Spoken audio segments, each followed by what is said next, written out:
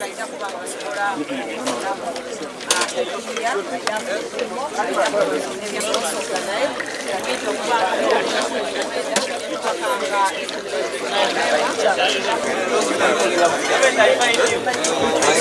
must take place.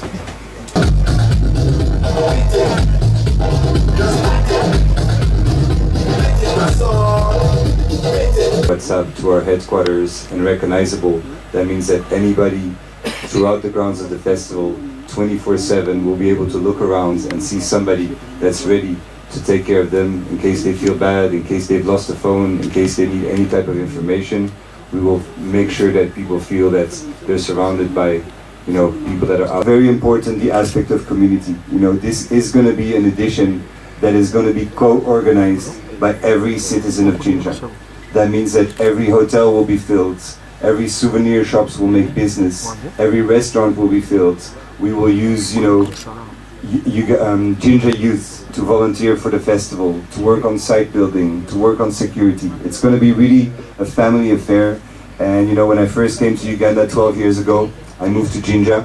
I was working on projects, social projects in Masese and Walukuba. And I've always had, a very strong love for the city. And it's really my happiness to also move back here for the next 3 months at least to oversee all the production, all the operation, and make sure that every Ugandan can be proud that this international event is hosted here.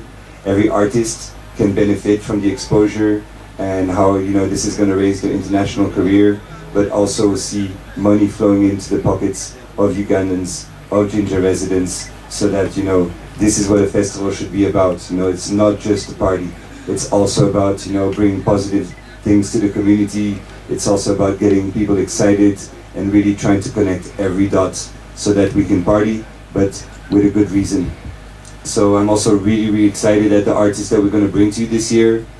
Today I've been told not to announce any names yet, but I can promise you big artists from Nigeria, from Brazil, from the UK, from South Africa, as well as of course some of our most promising Ugandan artists, some of the legends of Ugandan music, of East African music.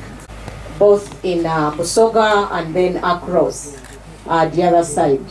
Our people have really benefited. For example, the locals, why sometimes you see us coming up to raise up our energies, we stand up for Nyege Nyege. It's because of the locals who cannot stand here and speak for themselves.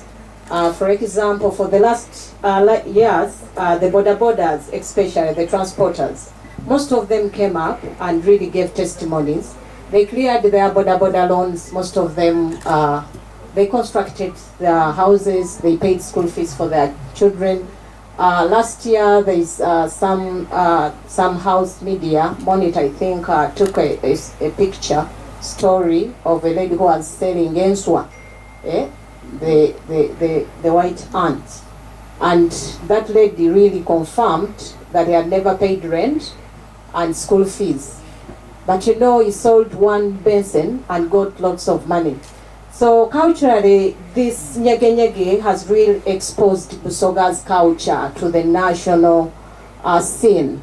And this year I want to confirm to Maiva Soga that the Chabazinga requested and directed that we should get a stage that is dedicated to the Basoga artists and the local performers.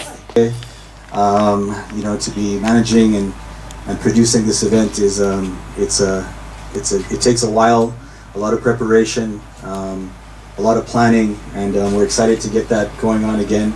We've been doing it for a few months, and just excited to be able to announce the festival is happening today, and and start promoting it as we look forward to the festival happening in November. Right. See the younger people happy. Yabazukuru very happy.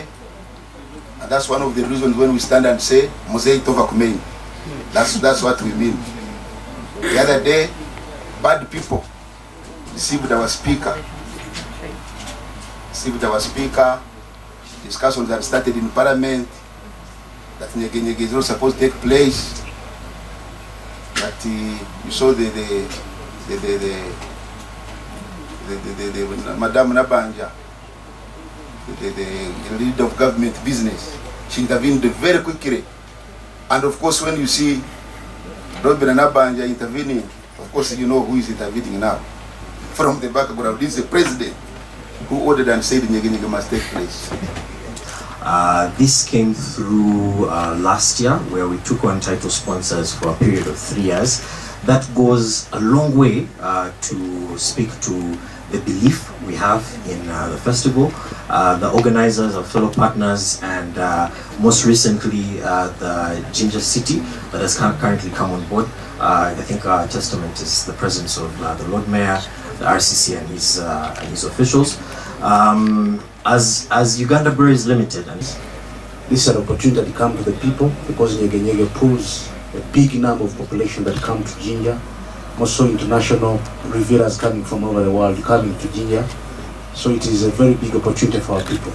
And this is a platform where you should take an opportunity to call upon every person living in Jinja to take advantage of this kind of gathering that is coming to Jinja.